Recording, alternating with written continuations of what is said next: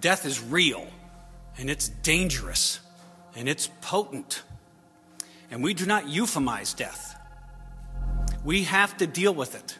There's a lot of pain out there, isn't it? I deal with it every day. A lot of illness out there.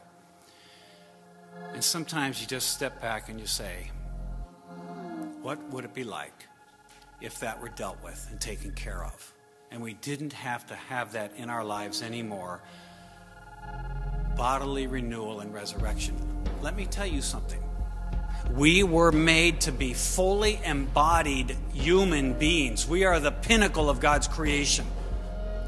And God decided He wants us to be embodied. This idea that when Christians die, they go to some place and they are disembodied beings and they're no longer encumbered with the body, and therefore we don't have to worry about that anymore. That is deeply unbiblical. You know what Resurrection Morning says loud and clear, and more than anything else? It was God's yes to embodied life. The tomb was empty. We find in these verses that the real culprit is sin. It is a deep-seated problem, and it requires a deep-seated treatment. And you know what? God decided on a violently traumatic treatment for this, didn't He? He didn't flit around the surface. He went for the jugular when He dealt with this.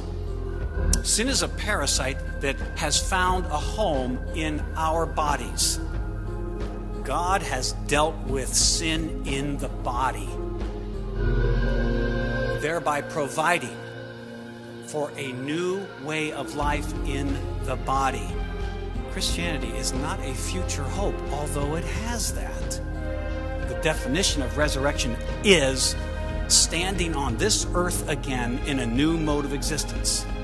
And that begins for God's people today, now. Paul calls it an adventurously expectant way to live. Isn't that the truth? The Christian life is experiencing genuine humanity now. Experiencing humanity the way God always intended us to live. You sin, you die. God's life-giving Spirit has replaced sin's death-giving spirit as that which animates the people in Christ Jesus. You're animated by one of two things: God's life-giving Spirit or sin's death-giving spirit. Sin's death-giving spirit follows that law to the letter. You sin, you die.